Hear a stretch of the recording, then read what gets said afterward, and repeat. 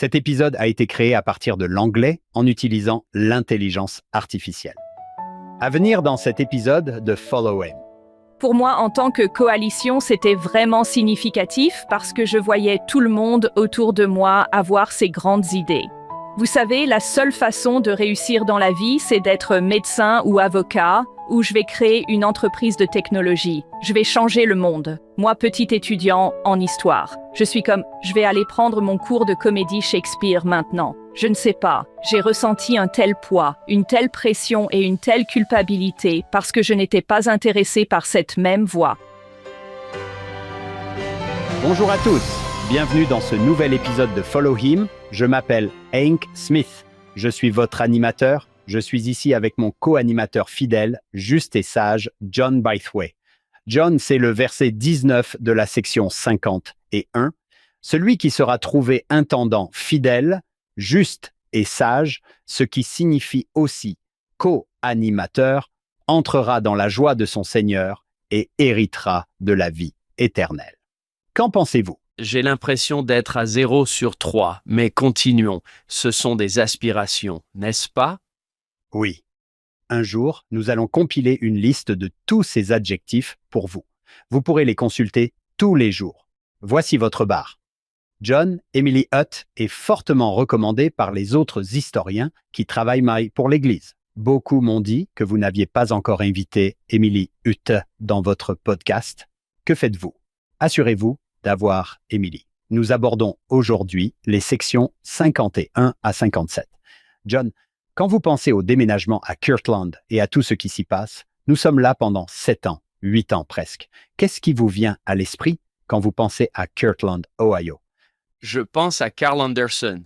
Je pense à la terre sacrée de l'Amérique. Dans cette vidéo réalisée par BYU TV, je pense au t-shirt de Steve Young et à la façon dont un MVP du Super Bowl peut déplacer une route, ce qui est une histoire fascinante. Une autre liste de difficultés pour les Saints, c'est de déménager dans l'Ohio. Et dès qu'ils le font, d'accord, mais en fait Zions sera là-bas, les allers-retours, les difficultés de tout cela. Emily, quand vous pensez à Kirtland, Ohio, je suppose que vous y êtes allé plusieurs fois. Qu'est-ce qui vous vient à l'esprit? Dites-nous ce que vous pensez de Kirtland, Ohio. Je pense aussi à Carl Anderson. Carl était mon professeur d'institut. Sérieux? Cleveland en tant qu'étudiante. Quand je pense à l'Ohio, je pense à un endroit qui nous pose les bases de ce que nous sommes en tant que personnes et en tant que saints. Je pense à cet endroit où nous sommes en train de comprendre ce que nous faisons dans le monde, ce que cela signifie de devenir des enfants de Dieu. Je pense à l'Ohio et je pense à un endroit qui va me mettre sur la voie et qui va me donner les fondations pour construire quelque chose qui durera pour l'éternité. Je pense à l'Alliance, je pense à la prêtrise. Je pense au royaume de Dieu qui se déploie sur la terre. Je pense aussi à de très bonnes glaces et à des pierogies, à tout ce que l'on peut trouver à Cleveland. Oui, c'est vrai, c'est merveilleux. Oui, et tant de choses ont changé l'année dernière à Kirtland, dans l'Ohio. L'année a été folle à Kirtland avec l'acquisition du temple de Kirtland et d'autres propriétés historiques. Tout endroit où Dieu parle à son peuple et où ce peuple s'améliore devient sacré et c'est pourquoi vous marchez dans les rues de Kirtland. Il y a une sainteté à regarder les gens essayer et échouer, essayer encore et échouer encore sans avoir la moindre idée de ce qui se passe. Mais ils continuent d'essayer. Ils vont continuer à essayer et ils sont si nouveaux. Pour ceux qui écoutent, qui est Carl Anderson? Dans notre monde, nous l'appelons Monsieur Kirtland. Monsieur Kirtland. Ouais, il a vécu à Kirtland et je pense qu'il en connaît chaque mètre carré. Juste derrière lui, Joe Jackson. Je pense qu'ils diraient tous les deux que l'église a été organisée à New York, mais qu'elle a été restaurée dans l'Ohio et que, bien sûr, le joyau de Kirtland est le temple de Kirtland et qu'il n'est pas parfait. C'est ce que j'aime. Ce n'est pas un bâtiment parfait. Quand on le visite, on se demande comment il est encore debout. J'aime la façon dont le Seigneur dit « Je l'accepte ». Il n'est pas parfait, mais je l'accepte. Et je me dis « Hank, tu n'es pas parfait, mais je t'accepte ». Je pense à l'enthousiasme qu'ils avaient lorsqu'ils ont construit Kirtland. Vous avez un groupe de personnes, Certains d'entre eux sont un peu plus âgés, ils sont un peu plus établis. Ce sont des commerçants. Ils ont de l'argent, mais il y a aussi beaucoup de jeunes qui n'ont aucune idée de ce qu'ils font. Ils n'ont jamais construit de maison, et encore moins une maison du Seigneur. Si je me rends sur l'un des sites de Kirtland, en particulier dans le temple, je peux voir à quel point ils ne savaient pas grand-chose. Et je peux voir l'enthousiasme avec lequel ils sont allés le faire. Quoi qu'il en soit, c'est littéralement dans les planchers. Et c'est tellement applicable, je voudrais vous lire quelque chose que je n'ai pas encore lu dans l'émission. Lorsque l'Église a acquis le temple de Kirtland, j'en ai immédiatement parlé à mon ami Alex Beau, qui n'a pas été aussi surpris que moi. Il m'a dit que je savais en quelque sorte ce qui allait se passer. Il m'a envoyé une citation de 1882 de John Taylor. Il a dit, en tant que peuple ou communauté, nous pouvons attendre notre heure, mais je vous dirai, saints des derniers jours, qu'il n'y a rien dont vous avez été spoliés par des actes oppressifs ou par un régime démocratique, mais que vous posséderez à nouveau, ou vos enfants, après vous, vos droits dans l'Ohio, vos droits dans les comtés de Jackson, Clay, Caldwell et Davies, dans le Missouri, vous seront encore restitués. Les biens dont vous avez été frauduleusement spoliés dans le Missouri et l'Illinois, vous les posséderez à nouveau, et ce, sans force, ni fraude, ni violence. Puis, ceci. Écoutez ceci. Le Seigneur a une façon bien à lui de régler ces questions. Il y a aussi une composante de l'Ancien Testament, à savoir que Dieu rachètera toujours son peuple. Peu importe combien de temps nous errons dans le désert, peu importe si nos terres sont prises, l'alliance de Dieu sera toujours gagnante. Il l'emportera. Il rachètera toujours son peuple. Je pensais vraiment que c'était un poisson d'avril quand l'un de mes élèves est venu me voir et m'a dit « Hey, regardez mon téléphone, devinez ce qui vient de se passer ?» Pas du tout. J'ai failli m'évanouir quand je l'ai appris. J'étais à plat ventre sur le sol et je me disais « Ce n'est pas possible. Ce n'est pas possible. » Je l'adore. John, Emily ne s'est jamais jointe à nous auparavant, ce qui choque les historiens de l'Église. Emily ne s'est jamais jointe à nous auparavant. Alors présentons-la à l'auditoire de Follow Him. Oui, je sais que nous sommes tous les deux ravis d'avoir Emily parmi nous parce qu'elle est conservatrice de sites historiques. Nous avons vu certains de ces sites historiques et nous aimons les voir, et elle est conservatrice au département de l'histoire de l'Église. Et depuis 20 ans, elle est impliquée dans la préservation et le partage des lieux sacrés de l'Église mondiale, y compris les temples, les maisons de réunion et les sites historiques. Comme nous l'avons évoqué récemment, son travail de préservation a eu lieu au temple de Manti, dans l'Utah, et à Logan, dans l'Utah, dans les tabernacles. Ces premiers tabernacles sont tout simplement magnifiques. Elle est titulaire d'une licence en histoire et en religion de la Case Western Reserve University et d'une maîtrise en conservation historique du Goucher College. Ai-je bien dit cela? Goucher? Vous l'avez bien dit. Oui, c'est vrai. Allez les gauchos. Oh, ok, je veux dire, quelle est la mascotte? Qu'est-ce que c'est? Gophers. Les marmottes. Go Goucher Gophers. La mascotte est craignait le gopher. D'accord, mais nous allons ressentir l'influence de Gopher aujourd'hui. Nous allons ressentir l'influence de Gopher aujourd'hui. C'est génial. Quand elle ne porte pas un casque et des bottes de chantier sur un site de construction, j'adore ça. Vous la trouverez en train de préparer des repas raffinés lors de voyages en sac à dos.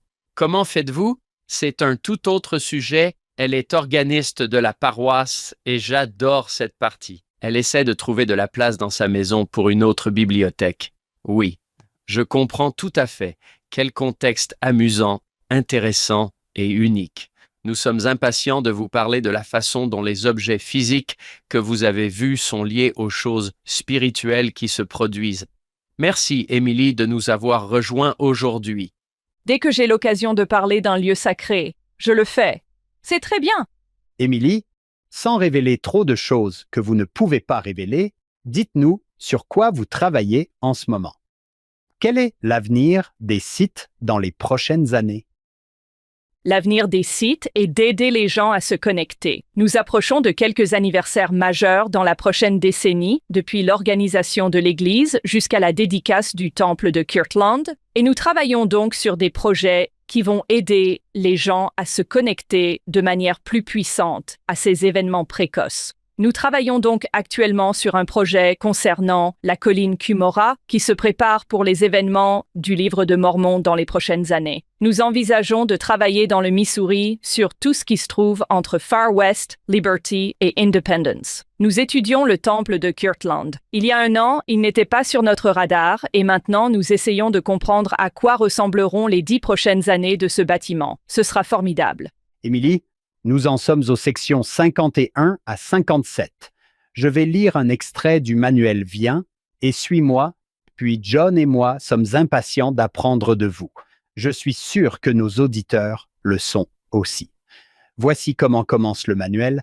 Pour les membres de l'Église, dans les années 1830, rassembler les saints et construire la ville de Sion étaient des tâches spirituelles, mais aussi temporelles, avec de nombreuses questions pratiques à régler.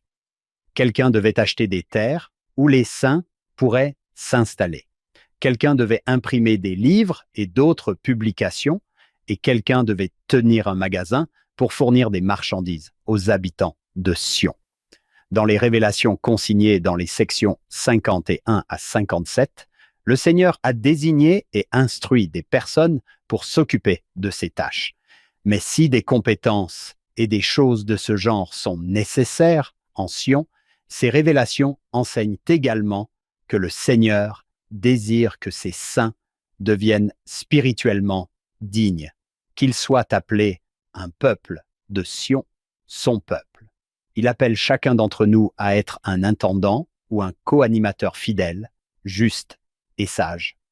Bon travail, John. Si nous sommes capables d'avoir un esprit contrit et de nous tenir fermement à nos responsabilités, indépendamment de nos compétences temporelles, le Seigneur peut se servir de nous pour construire Sion. J'ai remarqué que ce thème devient de plus en plus fort dans les doctrines et alliances, l'édification de Sion. Alors, Émilie, comment veux-tu commencer? Avons-nous besoin de revenir en arrière et de faire un peu d'histoire? Rappelons le contexte. Je pense à cette toute nouvelle église naissante. Elle vient de New York. Elle compte quelques centaines de membres et le premier effort missionnaire passe par l'Ohio. Ces premiers missionnaires se rendent dans le Missouri pour essayer de prêcher aux Indiens, car il s'agit de personnes en quête de religion qui ont probablement changé d'église. Certains d'entre eux s'arrêtent pour voir leur ancien pasteur dans la région de Kirtland. Ils ne font que discuter avec de vieux amis. Certains d'entre eux se font baptiser très rapidement. Ils écoutent l'enseignement des missionnaires et le lendemain, ils sont dans l'eau. D'autres vont prendre une minute. Dans ce groupe, il y a des gens comme Edward Partridge et Sidney Rigdon qui se sont rendus à New York pour rencontrer Joseph. Ils veulent savoir si cet homme est réel. Ils le rencontrent et en même temps, Joseph a des révélations et dit « Allez dans l'Ohio ». Ce qui est très intéressant pour moi, c'est qu'il y a ce mouvement utopique en cours aux États-Unis. Beaucoup de gens rejoignent des groupes utopiques. Il y a les Shakers qui ont leur siège dans la région de Cleveland et même Isaac Morley et le groupe de Kirtland qui essaient de vivre en communauté. Cela arrive souvent. Cela arrive souvent. Tout le monde le fait. J'imagine que certains arrivent en se disant que c'est une autre communauté utopique et que si je préfère celle-ci, je vais m'en tenir à celle-là. Joseph voit toujours plus grand. La communauté utopique est une chose. C'est très bien. Nous allons vers le royaume de Dieu. Au cours de ces premiers mois à Kirtland, il s'agit vraiment de savoir comment construire le royaume de Dieu. Et vous avez un tas de gens au hasard. Il y a des fermiers, des chapeliers, des forgerons, tous ces types. D'accord. Le royaume de Dieu, faisons-le. Ils n'ont aucune idée de ce que cela signifie. Oui, c'est vrai. Un groupe de nouvelles personnes qui disent « Allons-y. Allons de l'avant. » Il y a des jeunes d'une vingtaine d'années, d'autres d'une cinquantaine d'années, toute une gamme de personnes qui n'ont jamais fait cela auparavant. Ils ne savent pas comment Dieu parle, mais ils y vont quand même. Oui, et Joseph Smith lui-même a quoi? 25 ans? Nous ne pouvons pas l'oublier. Imaginez Sidney Rigdon le rencontrant et se disant qu'il a 25 ans. Il a 25 ans. Et il n'a pas d'éducation. Sidney Rigdon est donc un prédicateur poli, professionnel, très intelligent, qui a étudié la Bible, qui sait beaucoup de choses, qui a réfléchi profondément à la théologie. Il est en quelque sorte convaincu par ce jeune homme de 25 ans. Il est convaincu par un jeune homme de 25 ans. Il se présente et dit « Dieu me parle et je vais refaire toute la théologie du christianisme. Allons-y. » Oui, Sidney Rigdon, je pense qu'il a 10 ou 15 ans de plus que lui, et vous avez raison. Si vous disiez « Qui sera le prophète ?»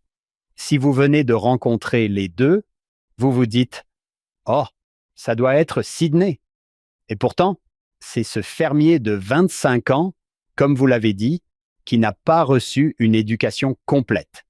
Il n'est pas idiot. C'est une personne intelligente, mais qui n'a pas fait d'études. Sur le papier, il n'est donc pas la personne idéale pour diriger une organisation communautaire. Il creuse des puits pour gagner sa vie. C'est vrai?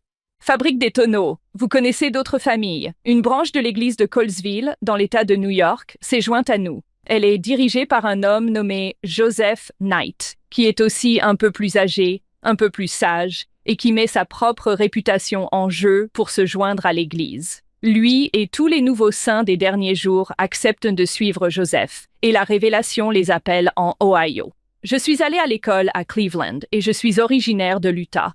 Pourquoi ferais-je cela? J'ai lu dans les doctrines et alliances qu'il fallait aller dans l'Ohio. Ainsi, Dieu vous dotera d'un pouvoir venant d'en haut. D'accord. Les doctrines et alliances disent de le faire. C'est ainsi que, C'est vraiment toi. comme dans les Écritures, et je vais aller à l'Ohio. Allez à Ohio. C'est tellement étonnant pour moi. Nous parlons de Joseph qui n'a pas reçu d'éducation formelle. Les adeptes, ses premiers, n'étaient pas seulement des imbéciles crédules, c'étaient des gens intelligents. Pourquoi ferait-il cela? À moins qu'il n'y ait vraiment une confirmation spirituelle de ce qu'ils font. Et je pense aussi qu'il s'agit d'un effort personnel. Ils cherchent quelque chose qui va changer leur vie. Construire Sion, construire le royaume de Dieu n'est pas une proposition facile. Cela vous demandera tout. Tout ce que vous avez. Oui, c'est ça. Ah, Tout ce que vous avez et le déménagement est la partie la plus facile. ce qui est si difficile. On vous demande de changer votre cœur, apprendre à vivre ensemble dans la paix, apprendre à surmonter l'égoïsme et son propre intérêt, et penser qu'on en sait plus que cet enfant. C'est le véritable but de Sion. Lorsque Dieu dit « Bâtissez mon royaume », il ne veut pas dire « jusqu'à ce que ce soit difficile ». Il veut dire « Construisez mon royaume, donnez-moi tout ce que vous avez, puis donnez-en un peu plus. Luttez et poussez jusqu'au bout. Lorsque vous serez vraiment prêt, Dieu vous rachètera. » Oui, c'est vrai. Wow. Émilie, puisque vous êtes ici et que vous êtes l'historienne de l'Église, profitons-en. Les sections que nous examinons sont celles de juin et juillet 1831. Passons-les en revue un instant. Dites-nous ce qui va se passer dans les années suivantes et nous reviendrons ensuite. Nous allons dans l'Ohio et puis quoi? Quelques semaines après avoir déménagé dans l'Ohio, Dieu dit « Je vais construire une Sion littérale, une nouvelle Jérusalem littérale. L'endroit, le centre, Kirtland, est votre point d'arrêt temporaire. Ce sera un pieu de Sion, mais ce n'est pas le centre de Sion. Félicitations. Certains d'entre vous qui venez d'arriver dans l'Ohio déménagent maintenant dans le Missouri. Je sais que... C'est l'endroit où Dieu viendra et saluera son peuple lors de sa seconde venue. Wow. Nous devons donc préparer Sion. La Sion physique est prête pour la venue de Dieu. Et quelle est la distance par rapport à notre déménagement de New York à l'Ohio? Ce déménagement est très différent. Le déménagement de New York à l'Ohio, ils ont des routes, ils ont un canal. Tous après cela. Oui, ils ont des routes. Oh là là! Ils ont un bateau. Ainsi, lorsque les saints se déplacent de New York à l'Ohio, ils empruntent le canal Erie jusqu'au lac Erie, puis prennent un bateau et parcourent les derniers kilomètres à pied. Lorsque Dieu dit « Allez au Missouri », il veut dire « Bonne chance. Débrouillez-vous. Il n'y a pas de canal. Si vous parvenez à atteindre une rivière, peut-être, espérons-le, qu'un bateau fluvial vous y conduira. Ou peut-être devrez-vous construire un bateau, ou peut-être pourrez-vous prendre un cheval, ou peut-être pourrez-vous marcher. Kirtland. Il y a des colonies ici, il y a des magasins, une ville, il y a des gens. Ainsi, Edward Partridge vit à Painesville. C'est une colonie, c'est une communauté, il y a un village. Quand ils vont dans le Missouri, il y a une intersection, il n'y a rien. Oh, vous pouvez donc imaginer que beaucoup de ces saints, comme Edward Partridge, sont très prospères. Ils vivent dans une belle grande maison, leur vie est assez facile. Et quand Dieu lui dit d'aller dans le Missouri, il abandonne tout. Puis il arrive dans cette ville et c'est l'anarchie et la frontière au milieu de nulle part. Imaginez donc qu'ils construisent une maison. Maintenant, ils doivent se demander où est-ce qu'ils vont trouver quelque chose. Je vais devoir remonter la rivière sur une centaine de kilomètres pour trouver du verre pour les fenêtres. C'est une terre totalement différente. L'autre problème du Missouri, c'est qu'il s'agit d'une partie du pays assez instable. Il se trouve à la limite de la frontière. Si vous allez plus à l'ouest, vous sortez de la campagne. Vous êtes en plein territoire indien. Les seules personnes qui vivent plus à l'ouest sont les Indiens ou les trappeurs de fourrure. Il n'y a rien là-bas. Ce sont des hommes des montagnes. C'est l'inconnu. Lewis et Clark viennent de s'arrêter. C'est un endroit nouveau. Ce qui est intéressant, c'est qu'en construisant Zion, ils construisent littéralement une communauté. Ils tracent des rues. Ils construisent cette ville. C'est alors que les problèmes commencent, parce qu'il y a maintenant des centaines de personnes qui pensent, croient et agissent de la même manière dans une région où il y a une multitude d'opinions. Les conflits sont immédiats. Dans les années où nous sommes à Kirtland et où les choses sont plutôt calmes et où nous pouvons construire un temple et pratiquer la Sion-là. Dans le Missouri, ils sont constamment en mouvement. Ils vivent dans 4 endroits différents, essayant de trouver un endroit suffisamment paisible pour y construire une maison. Wow! Et ils se produisent en même temps? Oui, c'est vrai. Dans les sections suivantes des Doctrines et Alliances, vous entendrez souvent que Joseph Smith et d'autres dirigeants de l'Église font des allers-retours. Ils sont à Kirtland. Ils reçoivent une lettre du Missouri. Ils doivent alors se rendre au Missouri et régler le problème. Et pendant qu'ils sont au Missouri, ils entendent parler d'un problème à Kirtland. Ils vont et viennent. Ces révélations se produisent pendant qu'ils se déplacent. Vous remarquerez que dans ces sections, il y a un décalage dans le temps parce qu'il faut à Joseph environ 3 semaines pour voyager de l'Ohio au Missouri, ce qui représente 8 ou 9 heures de route aujourd'hui? Oui, c'est vrai. Nous faisons cela en un jour pour Joseph. Là, c'est 3 semaines. Que faites-vous quand vous avez 2 communautés en même temps? Oui, et ils sont assez éloignés les uns des autres. Ils ne peuvent pas s'envoyer d'email. Ils n'ont même pas de télégraphe. C'est à cheval. C'est un bateau à vapeur. Si vous voulez une réponse de Joseph Smith, il faudra attendre des mois. Si vous écrivez une lettre, Oui, nous sommes tellement habitués à envoyer un message. nous avons besoin d'une réponse aujourd'hui. Je pense que quelqu'un a été méchant avec moi à l'église aujourd'hui et je peux aller parler à mon évêque juste après l'église et régler le problème. Vous ne pouvez pas faire cela dans le Missouri en 1831. Il faut s'y prendre à l'avance. Ils sont en train de comprendre. Waouh! Si je regardais cela presque comme un visuel, nous avons une ligne New York et ensuite nous nous séparons en 2 parce que nous avons 2 centres ecclésiastiques, l'Ohio et le Missouri. Mais nous nous retrouvons tous dans le Missouri. Nous nous retrouvons tous dans le Missouri pour quelques mois. OK. Donc ce qui se passe à Kirtland. Les saints construisent le temple en 1836 et le consacrent en 1837. L'Église commence à s'impliquer un peu plus dans les questions de fiscalité intérieure.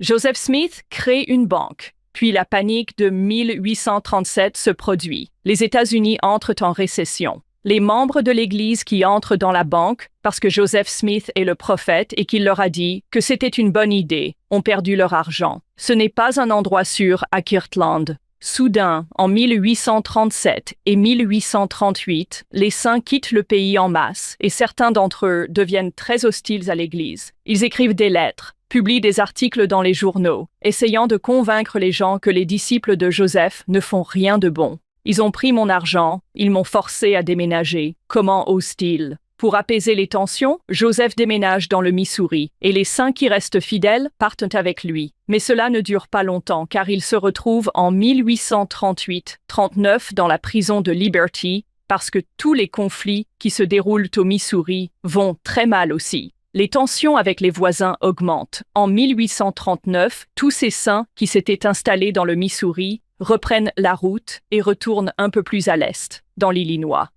En 1839, ils se trouvent dans ce qui deviendra Nauvoo. Émilie, je vous remercie. Vous nous avez guidés de l'Ohio à Nauvoo et vous nous avez donné quelques éléments à attendre avec impatience. Revenons maintenant à ces sections. Nous sommes en Ohio depuis quelques mois. Nous avons identifié Zion. Pouvons-nous nous en tenir aux sections 51 et 52? Devrions-nous y aller maintenant? C'est parti. D'accord.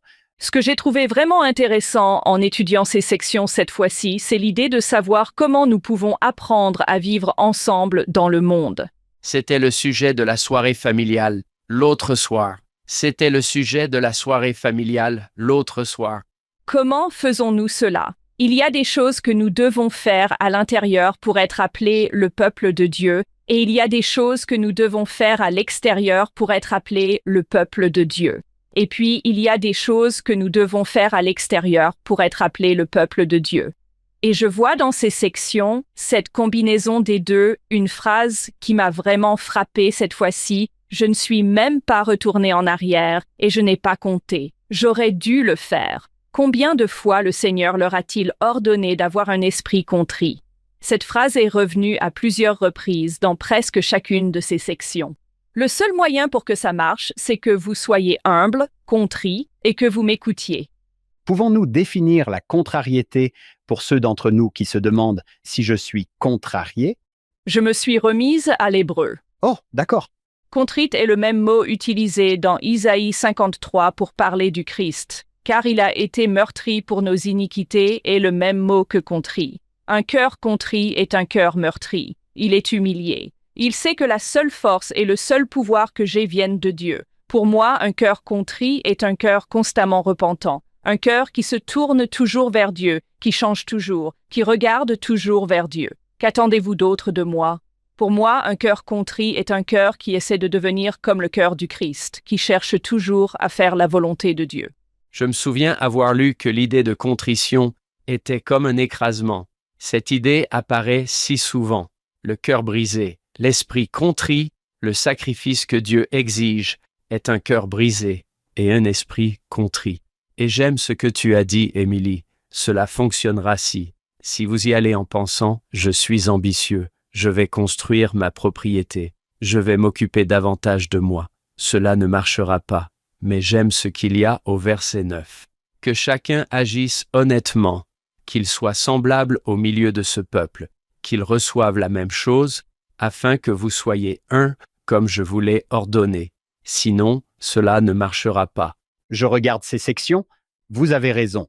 Je les vois encore et encore. Je le marque avec un petit surligneur vert. S'ils sont contrits devant moi, vous aurez le pouvoir de donner le Saint-Esprit. Malheur à vous, pauvres hommes dont le cœur n'est pas brisé, dont l'esprit n'est pas contrit, dont le ventre n'est pas rassasié. Le suivant, dont l'esprit est contrit, car ils verront le royaume de Dieu. Celui qui prie, dont l'esprit est contrit, celui-là est agréé par moi. Celui qui parle, dont l'esprit est contrit, dont le langage est doux et édifiant, celui-là est de Dieu. C'est encore et encore. J'aime la section 52, 15 et 16. C'est pourquoi celui qui prie, dont l'esprit est contrit, est accepté par moi. S'il obéit à mes ordonnances, celui qui parle, dont l'esprit est contrit, dont le langage est doux et édifiant, celui-là est de Dieu. S'il obéit à mes ordonnances, il y a ce lien ici que si nous avons besoin d'un cœur humble, meurtri et brisé, et que nous devons parler en bien des autres, et que nous devons être obéissants, c'est le seul moyen pour que Sion se produise. C'est le seul moyen pour que nos paroisses fonctionnent aujourd'hui. Si nous entrons dans une leçon d'école du dimanche ou dans une réunion de sacrement pour montrer à tout le monde à quel point nous sommes intelligents, ou si nous avons toutes les réponses, ou si nous entrons à l'église en pensant que nous savons mieux que notre évêque, nous aurons des ennuis. Mais si nous entrons dans l'église en disant « Évêque, je n'aime pas ce que vous avez fait, mais parlons-en et trouvons ensemble un chemin vers Dieu. » Ou bien je n'ai vraiment pas aimé ce que vous avez dit à l'école du dimanche. Parlons-en et apprenons à nous comprendre les uns les autres. C'est cela, Zion. J'adore cela. Dont le langage est doux et édifiant. Comment parlez-vous? Est-ce que vous édifiez dans la façon dont vous parlez des autres et aux autres? Il est si facile de démolir, en particulier les révélations de Kirtland. On demande à ces gens de faire des choses très difficiles et on leur demande d'abandonner les choses qui leur ont permis de réussir pour rechercher quelque chose de plus élevé. C'est difficile. Et si vous pouvez trouver un moyen de parler en bien de quelqu'un d'autre, vous serez bien meilleur. J'aime ce que vous avez dit tout à l'heure. Le déménagement est la partie la plus facile. Non pas que ce soit facile, mais c'est la partie la plus facile pour devenir Zion. Déménager à Zion, c'est assez simple de devenir Zion. Cela va prendre du temps. Il va falloir s'étirer beaucoup. Il y a cette histoire, je ne sais pas de qui il s'agit. Je pense que Brigham Young s'adresse à quelqu'un qui essaie de gagner un peu d'argent avec Sion. La citation est la suivante. Quel royaume essayez-vous de construire? Le vôtre ou celui du Seigneur? C'est un peu comme si on ne pouvait pas faire les deux. Il y a quelques années, alors que nous travaillions sur le temple Saint-Georges, nous avons découvert que certains charpentiers avaient écrit des poèmes et les avaient collés sur les murs du temple, ce qui est vraiment cool. Wow! Wow, comme c'est cool. 2 d'entre eux ont écrit l'histoire de leur famille. L'un d'entre eux a oublié d'inscrire l'une de ses filles, ce qui est gênant. Je suis sûre qu'il l'aimait. Oui, c'est vrai. Mais mon préféré était un poème écrit par un converti relativement récent. Il avait rejoint l'Église en 1872 et en 1876, il se trouvait à Saint-Georges où il travaillait comme charpentier. Il est commerçant. Il n'a rien à faire à Saint-Georges dans le mur du temple. Laissez-moi vous lire ce poème. Il a dit « Quels que soient mes défauts et mes désirs envers toi, Seigneur, mon cœur, sois ferme et fidèle. Ta loi, ma loi, tout ce que Dieu demande, c'est mon espoir, sa volonté d'amour de le faire, et tout ce que j'aime par mon acte ou mon souffle. Si je t'aime moins que cela, je me souviendrai de moi, Seigneur, dans la vie ou dans la mort, comme de quelqu'un qui a toujours aimé son prochain. » Wow. C'est l'œuvre d'un homme nommé Joseph Townsend, qui a écrit d'autres hymnes que les gens connaissent et aiment, et qu'il chante chaque semaine à l'église et qui résume l'idée d'un cœur contrit qui devient Sion. Je vais toujours échouer, mais souvenez-vous que j'ai essayé. J'ai essayé d'aimer les gens plus que mon propre intérêt. Avez-vous dit que vous l'aviez trouvé? Nous avons trouvé cela dans les murs du temple Saint-Georges. Il ne l'écrivait donc pas. Et je vais devenir célèbre, publier un grand poème. Celui-ci s'adressait à Dieu. C'était sa prière sur le mur du temple. Ils ne pensaient pas qu'il y aurait un podcast en 2025 et que oui, ils allaient lire ça. Ouais. Quelle belle chose. J'aime à penser que si je devais laisser quelque chose dans le mur du temple, que laisserais-je? Quel serait mon témoignage? Simplement à Dieu. Je suis jaloux de votre travail. Je ne pense pas qu'il s'agisse de Zion, alors il faut que je m'arrête là. J'aime bien qu'Émilie dise cela. J'ai essayé.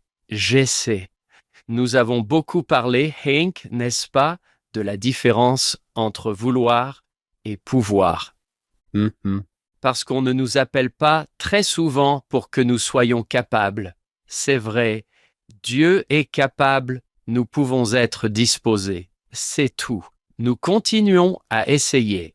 J'aime beaucoup la section 52 où il commence à appeler tous ses missionnaires. Certains d'entre eux acceptent l'appel, d'autres non. Et d'autres encore se voient confier de nouvelles missions parce que certains d'entre eux ont reçu un appel et ont dit « Je ne veux pas aller dans le Missouri ». D'autres ont reçu l'appel et ont dit « Est-ce que je dois vraiment être mon compagnon? D'accord. Je ne peux pas aller avec l'autre gars. Il est un peu mieux. Ils s'en sortent. Nous faisons tous la même chose. Nous recevons un appel de Dieu et nous nous demandons si c'est bien ce que vous vouliez dire. N'y a-t-il pas un autre chemin? Oui. J'en suis. Je suis partant. Maintenant, allez dans le Missouri. Oh. C'est non.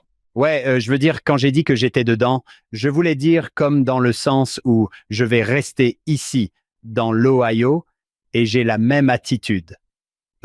Je pense que cela se passe dans cette section parce qu'on demande aux saints de Colesville de la section 51 de déménager dans la ferme d'un homme nommé Lyman Copley. C'est vrai, il avait été un shaker. Il rejoint l'église. Il est tout feu, tout flamme. La section 49 est la section des Shakers et Lyman Copley est avec eux et ils vont lire cette section à sa congrégation. Yikes. Cela ne se passe pas bien. Cela ne se passe pas bien. Et soudain, Lyman est comme « Non, Je ne suis pas dans le coup. je n'en suis pas. J'étais si enthousiaste à l'idée de vous voir vivre dans ma ferme, mais c'est trop dur. Vous me demandez de choisir. » Et il les expulse de sa ferme. Les conséquences de la section 49, cette section pour les Shakers, ce sont les saints de Colesville qui ont déménagé en Ohio avec une telle foi et qui se voient maintenant ordonnés de partir parce qu'ils n'ont plus d'endroit où vivre. N'avaient-ils pas commencé à améliorer les terres et la ferme de Copley en construisant des clôtures et d'autres choses? Ils avaient déjà investi de la sueur dans l'amélioration de la terre et ils ont dû partir. Et c'est magnifique là-bas. J'ai remarqué une phrase et il y a 4 ans, John, nous avons étudié cela. Cela a été souligné dans la section 51, verset 17, je pense. C'est que pour les saints de la ferme de Copley, il dit « et l'heure et le jour ne leur sont pas donnés ». C'est pourquoi qu'ils agissent sur cette terre comme pour des années, presque comme si le Seigneur disait « comme si vous alliez rester ici pendant des années ». C'est presque comme s'il savait. Oui, Il savait que Copley allait faire marche arrière, mais il ne l'a pas dit tout de suite. Il a juste dit « Oui, restez dans cette ferme comme si vous alliez y rester longtemps. » Attendez, qu'est-ce que vous voulez dire par « comme si nous allions rester ici longtemps » Brigham Young dit que si vous attendez que Sion arrive avant de commencer à la construire, vous ne serez jamais prêt pour Sion. Construisez la Sion dans laquelle vous voulez vivre. Et si vous devez partir une semaine plus tard, devinez quoi? Vous êtes Sion, et les principes que vous avez appris vous accompagnent. La partie physique de Sion devrait être la partie facile, comme construire une ferme, construire quelque chose de beau, parce que cela vous enseignera les compétences nécessaires pour être prêt pour le royaume de Dieu. Les saints à la ferme de Lyman Copley. Vous pouvez y rester 10 ans, vous pouvez y rester une semaine, mais vivez votre vie comme si vous alliez y rester pour toujours. Parce que si vous êtes là pour 100 ans, dans 100 ans, vous aurez planté cet arbre, c'est magnifique. Mais si vous n'êtes là qu'une semaine, vous aurez quand même appris à quoi ressemble Sion. Oui, c'est vrai. John, tu m'as appris une phrase. Dieu accomplit son œuvre à travers les gens et il accomplit ces gens à travers l'œuvre. C'était un dicton, et je ne sais pas d'où il le tenait. C'était un dicton, et je ne sais pas d'où il le tenait. Mon bien-aimé président de mission Menlo F. Smith avait l'habitude de dire « Le Seigneur fait faire le travail par son peuple et son peuple par le travail. Toutes ces choses qu'il traverse les affinent. » Je pense que c'est ce que vous dites, Émilie. C'est que en construisant Zion, vous le devenez. Peu importe où vous vivez, car Sion vous accompagnera. C'est vous, c'est la chose elle-même. Ce que j'aime, c'est étudier les tabernacles historiques de l'Église ou les temples historiques comme celui de Salt Lake. Imaginez qu'il se soit présenté en 1853, en 1854 et qu'ils aient dit « D'accord, je vais vous donner un jour sur 10 pendant les 6 prochains mois et ensuite mon tour sur le temple est terminé ou mon tour sur le tabernacle est terminé et je laisserai quelqu'un d'autre le terminer. » Nous serions encore en train de construire le temple de Salt Lake si nous avions eu cette attitude à l'égard de ces saints. Vous construisez le bâtiment et ensuite vous y trouvez Dieu. Ainsi, ils peuvent s'asseoir dans ce tabernacle et regarder vers le haut de ce bâtiment et se dire « J'ai construit cela, j'ai aidé à le construire. Et maintenant, des générations après moi connaîtront Dieu grâce à moi. C'est formidable. » Ce genre de lien avec les choses que nous faisons en ce moment peut nous sembler insignifiant, mais si nous les faisons bien, elles béniront les générations à venir. Oui, c'est vrai. Et je parie que vous ressentez cela, Émilie, lorsque vous vous promenez dans ces bâtiments. Oui? Vous les sentez? Eh bien, je veux dire, je connais leurs noms, je connais leurs photos. Je plaisante en disant que je pourrais probablement dire avec lesquels je serais ami, et ceux avec lesquels j'aurai un peu plus de mal à m'entendre. Je veux dire que tous ceux d'entre nous qui peuvent visiter un lieu sacré peuvent ressentir ce genre de lien, ce sentiment qu'ils ont fait cela pour nous, même s'ils n'ont jamais vécu pour le voir achevé. Les saints qui ont participé à la construction du temple de Kirtland n'y sont restés que quelques mois, puis sont partis. Les saints qui ont construit le temple de Nauvoo et qui ont été dotés sont partis. Mais Zion, c'était eux. Sion était avec eux. Le pouvoir de l'alliance de scellement les accompagnait. Oui, c'est vrai. Le pouvoir de la dotation les a donc accompagnés à travers les plaines et leur a donné la force dont ils avaient besoin pour continuer à avancer et à se déplacer, puis pour reconstruire le temple et en construire un autre, et encore un autre. Pardonner, aller de l'avant, travailler dur et recommencer encore et encore. Ces révélations qui semblent si éloignées de nous dans le temps sont très présentes parce qu'il faut être un intendant juste et sage. Ayez le cœur brisé, servez-moi, aidez à construire le royaume, allez de l'avant, acceptez cet appel à la mission. Faites ces choses et Sion vous accompagnera. J'ai un commentaire et une question à propos de la section 51, verset 9. Le Seigneur dit que chacun traite honnêtement et soit semblable parmi ce peuple et reçoive de la même façon, afin que vous soyez un. C'est une phrase de Jean 17, la grande prière d'intercession. Ici, le Seigneur se dirige vers son sacrifice expiatoire dans le jardin et sur la croix. Il prie pour vous et moi, pour les apôtres, pour tous ceux qui croient en eux. Il prie pour qu'ils soient un. Si je suis l'adversaire et que c'est la seule prière du Sauveur, je sais ce que je vais faire. Je vais chercher à diviser. Quand nous pensons à Satan contrôlant la terre, c'est la division, la guerre, les gens contre les gens. Les signes des temps qui me font le plus peur sont ceux qui disent que les gens seront divisés les uns contre les autres. Parce que lorsque nous sommes unis dans nos objectifs et dans l'amour, il est impossible d'arrêter la société. Mais lorsque vous pointez du doigt ou que vous dites « Si ce type avait fait un meilleur travail, nous ne serions pas dans ce pétrin », c'est là que les problèmes surviennent. C'est alors que les problèmes surviennent. Oui. John, que dit souvent le Seigneur aux saints à propos de Joseph? Vos yeux se sont posés sur Joseph. Vous avez connu son langage, vous avez connu ses imperfections. Cela aussi, vous l'avez connu, mais lisez les révélations. Il n'y a pas d'imperfection en elles. J'adore cette idée.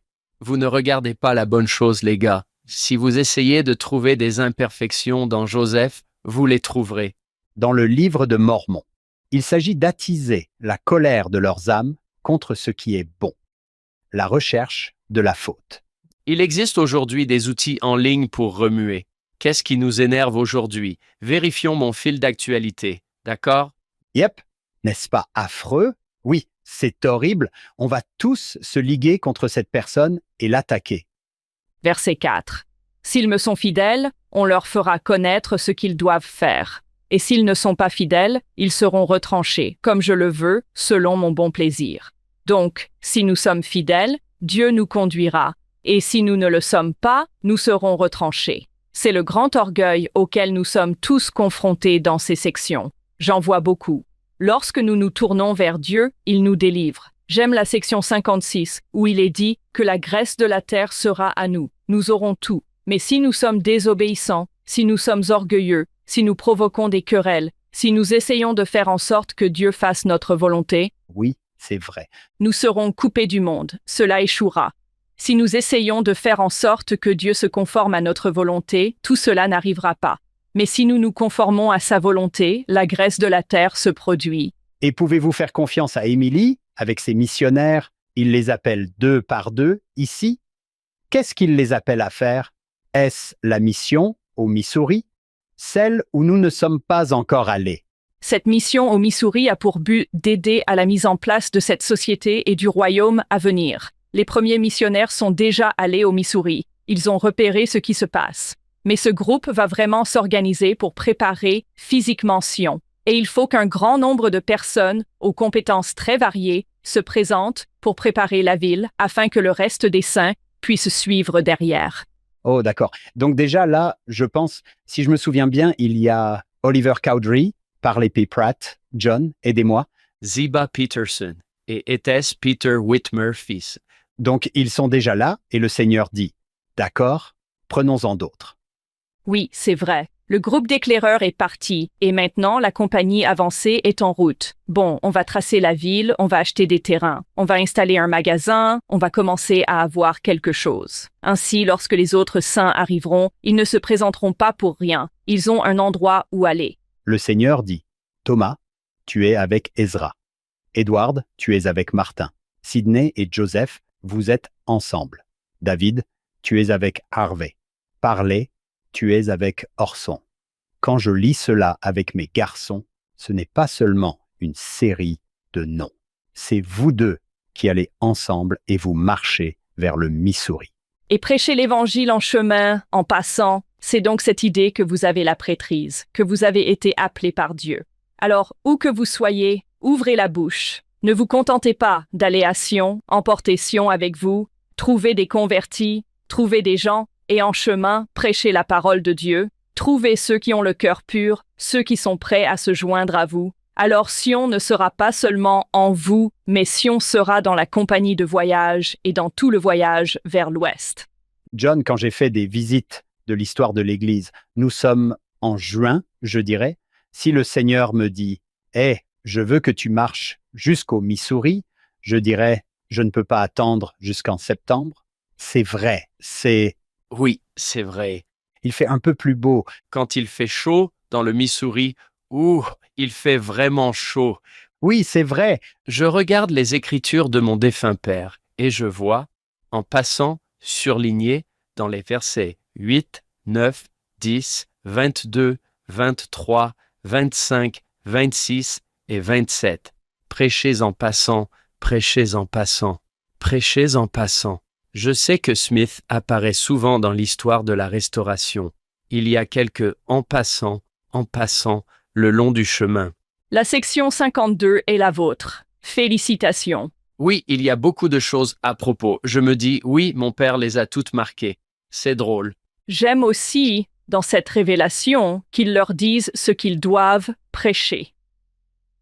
Au verset 9, et ensuite je crois au verset 36, qu'ils partent d'ici en prêchant la parole par le chemin, en ne disant rien d'autre que ce que les prophètes et les apôtres ont écrit et ce que le Consolateur leur enseigne par la prière de la foi. Et il le dit encore au verset 36. Vous enseignez les apôtres et les prophètes. Vous n'enseignez pas votre propre doctrine. Vous n'enseignez pas ce que vous avez apporté avec vous lorsque vous vous êtes joints à nous en provenance des Shakers ou des Campbellites. Vous ne prêchez pas l'église de Sidney Rigdon, vous prêchez le prophète. Intéressant, bonne vision des choses. Et puis, dans la section 53, je pense qu'il entre un peu plus dans les détails au verset 3, dans la révélation à Sidney Gilbert. Prenez sur vous mon ordination, même celle d'un ancien, pour prêcher la foi et la repentance et la rémission des péchés selon ma parole, et la réception du Saint-Esprit par l'imposition des mains. Les premiers principes sont là. Vous enseignez les principes de base parce que c'est à partir des principes de base que la science se produit. Vous prêchez la foi en Dieu, vous prêchez la repentance, vous prêchez le repentir, vous prêchez le baratage, vous prêchez l'humilité, vous prêchez que Dieu vous pardonnera toutes les choses qui vous éloignent de lui. C'est la parole du prophète. C'est ce qui va vous amener à Sion et c'est ce qui va vous convertir. J'ai dit à mes étudiants, en plaisantant, que lorsque Jésus reviendra, et que vous n'êtes pas sûr que ce soit lui, vous devez d'abord voir de quoi il parle, n'est-ce pas? S'il commence par « J'ai un message sur la foi, la repentance et le baptême », vous pouvez vous dire « D'accord, c'est lui. C'est de cela qu'il parle. » Je ne serai pas prête pour la doctrine profonde parce que je suis encore en train de comprendre ce que sont la foi, la repentance et le baptême. C'est ça? Jusqu'à ce que j'y parvienne. Comprendre vraiment la foi et le repentir est la chose la plus profonde que nous puissions connaître. Émilie, comment se déroule cette mission?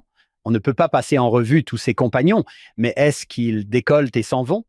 Ils sont justes. Ils sont comme « OK, on y va ».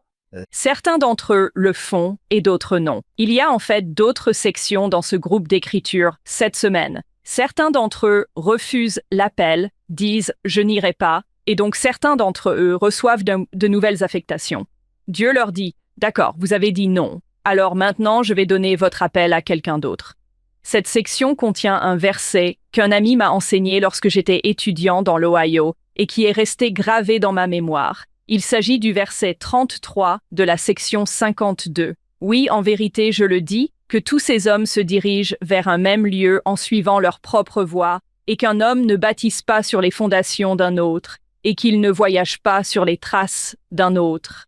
J'aime ce verset parce que je me souviens qu'en tant que jeune missionnaire timide, j'étais du genre à ne pas m'obliger à parler aux gens. Je me contenterai de suivre et mon compagnon et moi nous joindrons à un autre compagnon. Je les laisserai parler. C'est vrai? Imaginez que cela se soit produit lors de leur voyage vers le Missouri. Vous avez maintenant 30 missionnaires qui voyagent tous ensemble et qui ne parlent à personne. Oui, c'est vrai. Pour moi, cette idée de ne pas voyager dans les autres, de les essayer, de les répandre, pour moi, en tant que coalition, c'était vraiment significatif parce que je voyais tout le monde autour de moi avoir ces grandes idées. Vous savez, la seule façon de réussir dans la vie est d'être médecin ou avocat, ou je vais créer une entreprise de technologie et je vais changer le monde. Et moi, petite étudiante en histoire, je me disais, je vais aller prendre mon cours de comédie de Shakespeare maintenant. Je ne sais pas. Et j'ai ressenti un tel poids, une telle pression et une telle culpabilité parce que je n'étais pas intéressée par cette même voie. Ce qui m'a rappelé, en tant qu'étudiante, que la façon d'y arriver n'a pas d'importance. L'objectif est Zion. Ne copiez pas un autre gars parce que son chemin semble être le bon. Prenez votre propre chemin. Et ils finiront tous au même endroit. Mais prenez votre chemin.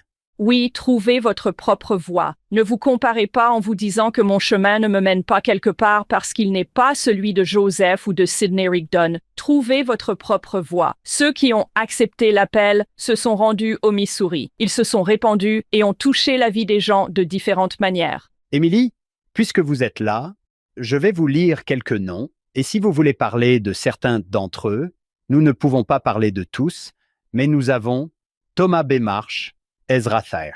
Je sais qu'Ezra Booth deviendra un personnage intéressant. Isaac Morley, nous en avons parlé. Edward Partridge, qui est mon héros de la restauration. Martin Harris, nous en avons certainement parlé. Harvey Whitlock, David Whitmer, je ne sais pas. Harvey Whitlock, Parley Pratt. Orson Pratt, nous avons au moins beaucoup parlé de Parley. Solomon Hancock, Simeon Carter, Edson Fuller, Jacob Scott, Levi Hancock. Nous les avons mentionnés. Je n'irai pas jusqu'au bout. Y a-t-il quelqu'un ici dont vous aimeriez parler en tant qu'historien, quelqu'un de vivant? Ce que j'aime dans cette histoire, c'est la diversité des personnes qui la composent. Harvey Whitlock est plus jeune que Joseph, ce qui n'est pas peu dire si l'on peut être plus jeune.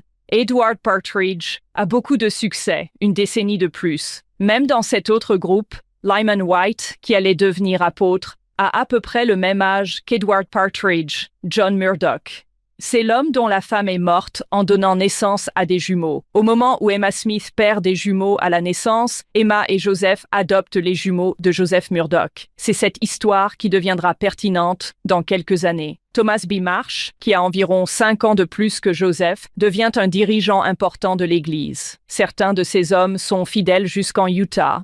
Certains apprennent, trouvent une voie et s'y tiennent. Certains d'entre eux, comme Edward Partridge, qui a tant sacrifié pour l'Église, meurent à Nauvoo. Newell Knight meurt au cours du voyage vers l'Ouest et l'Utah. Certains de ces hommes ne survivent pas au conflit doctrinal qui se produit lorsque la banque de Kirtland fait faillite et quitte l'Église en 1837. Plus on étudie ces hommes, plus on s'en aperçoit. Ce sont des gens qui nous ressemblent beaucoup. Ce sont des gens normaux, communs, moyens. Et certains d'entre eux deviennent des noms qui sont écrits en grand dans l'histoire de l'Église, tandis que d'autres s'effacent simplement. L'un d'entre eux, Simon Ryder, nous entendons un peu son nom. Il brille de 1000 feux, puis s'éteint très, très rapidement. Il rejoint l'Église en juin 1831 et en septembre, il n'est plus là. C'est tout simplement trop, et c'est ainsi que l'on obtient toute cette diversité de personnes. Si Simon Ryder s'enflamme, vos Edward Partridge brûlent, lentement, régulièrement et calmement. Puis vous avez un Sidney Rigdon qui vit des choses terribles plus tard à Kirtland et à cause de son allégeance précoce à Joseph. Joseph le garde parce qu'il est une voix si influente et si merveilleuse. Il finit à Liberty, souffre probablement d'une lésion cérébrale traumatique à cause du goudron et des plumes à la ferme Johnson. Ce sont des gens extraordinaires, mais encore une fois, très communs, des fermiers normaux, des comptables, des gens ordinaires. Et puis, être jumelé avec quelqu'un, c'est ce que nous faisons dans notre Église. Par chance, je suis souvent jumelé avec John Bythway. Je ne sais pas si c'est une chance pour lui, mais c'est une chance pour moi, mais je vois bien Salomon dire « Siméon ronfle ». Ça va être un long voyage. John, je t'aime bien, mais j'aime encore plus Sarah. Et si on me disait que tu vas partir pour les 2 prochains mois, je me dirais « Oh, je vais quitter ma famille ». Oui, c'est vrai. Et peut-être au milieu de l'été, j'ai du travail. Vous voulez que je fasse quoi? Avec qui? Oui, c'est vrai. Certains compagnons de mission sont les meilleurs amis du monde et vous les aimez toute votre vie, tandis que d'autres sont de formidables opportunités d'apprentissage et de croissance. Il y a tout cela, mais ce sont des gens qui ont un travail. On leur demande maintenant de quitter leur travail. La plupart d'entre eux sont mariés. Ils ont des enfants et il y a même un risque, parce que c'est la frontière, qu'ils ne reviennent pas. Il se peut que vous attrapiez le choléra en chemin. Peut-être que votre bateau chavire. Peut-être que quelque chose tourne mal.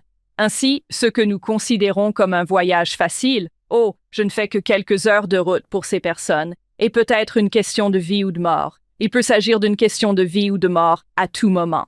Qu'est-ce que je suis prêt à faire? Oui, c'est vrai.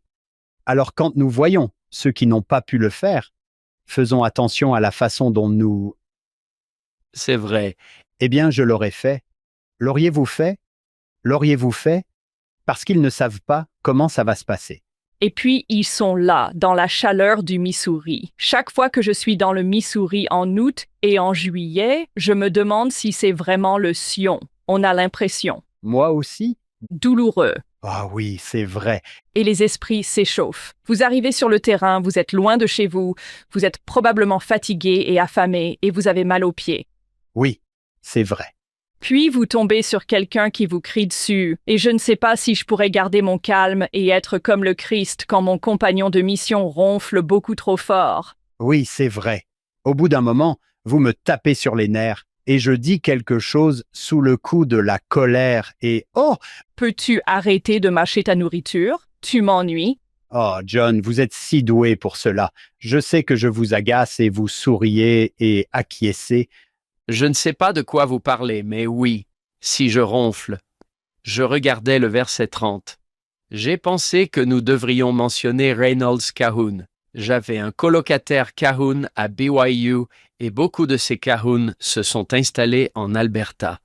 Reynolds Cahoon est celui dont le fils s'appelait quoi? Hank?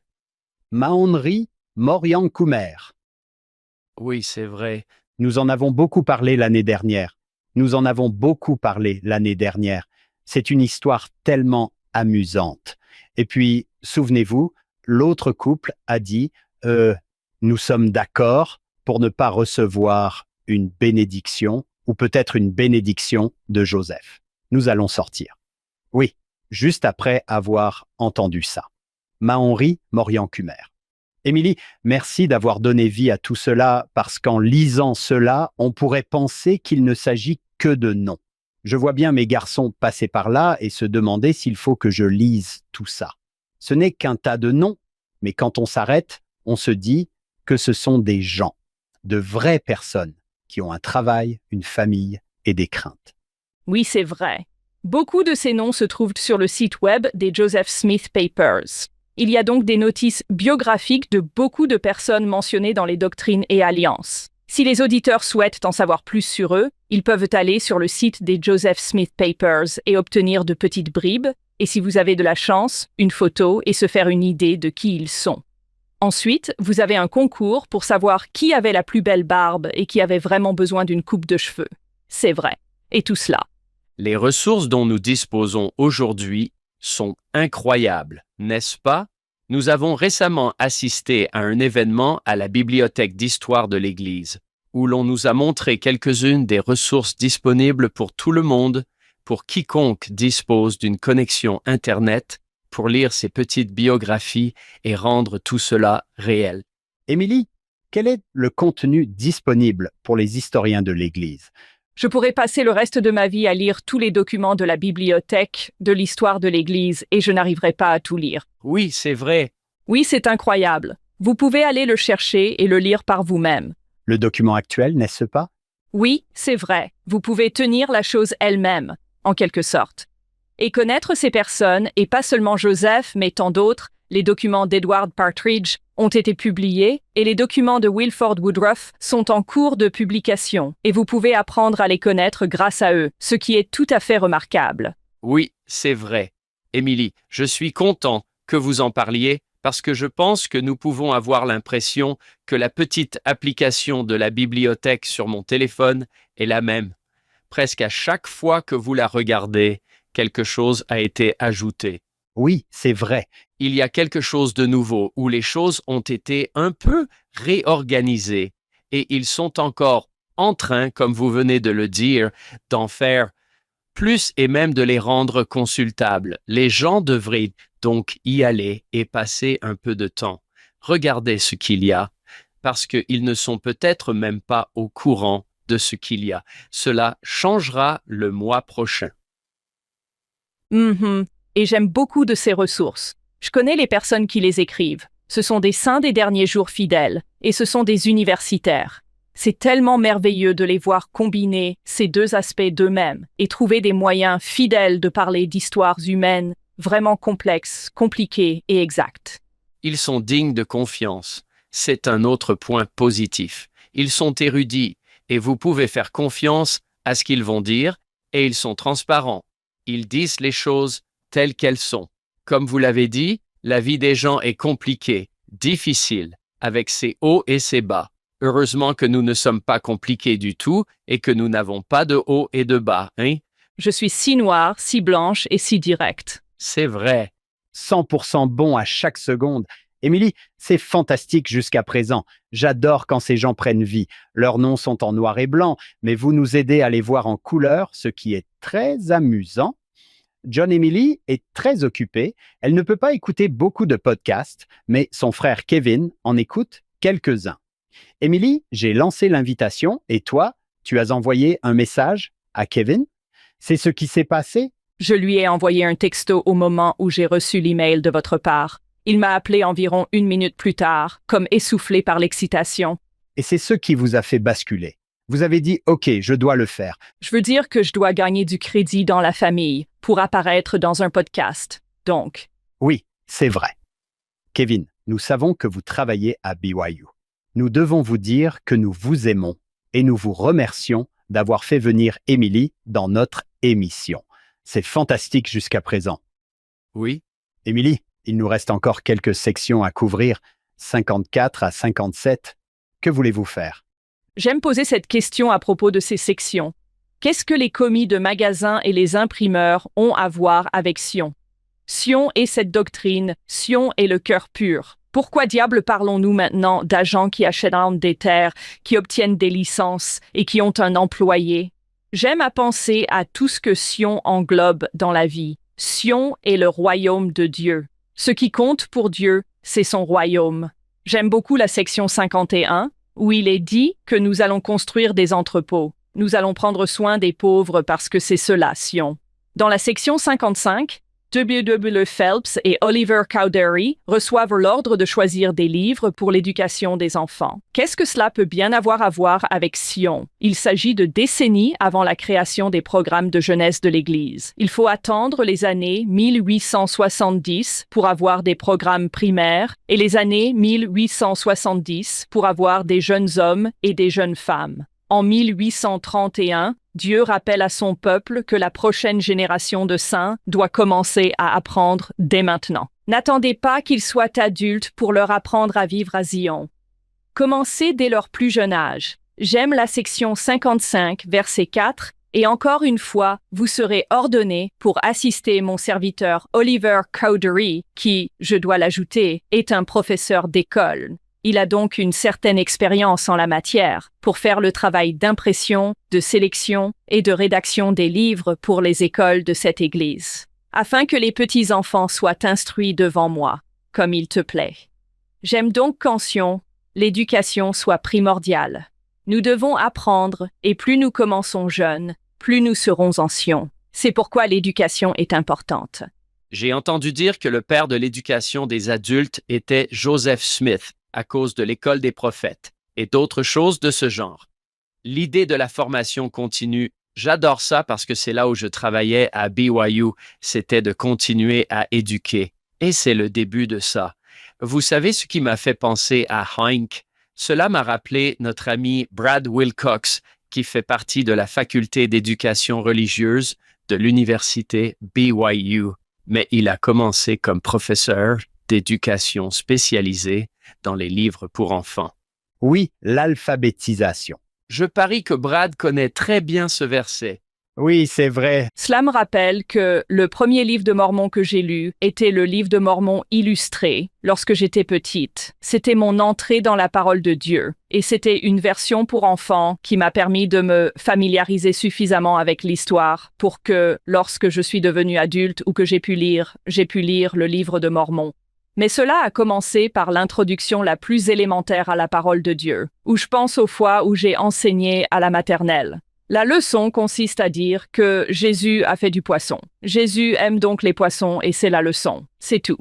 Et puis vous distribuez les crackers aux poissons. Oui, c'est ça. Oui, c'est ça. Ensuite, vous coloriez et vous jouez à des jeux et c'est génial. On commence très tôt à apprendre à l'âge de 2 ans que Dieu a créé les poissons.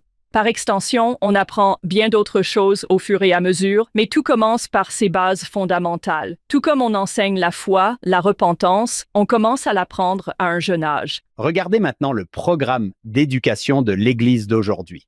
Nous pourrions en parler pendant 1 heure. Séminaire, institut, 750 000 d'étudiants. Je pense que BYU Pathways.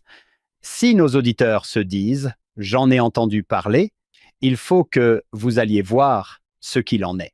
L'année dernière, BYU Pathway a servi 74 839 étudiants, dont 27 583 en Afrique.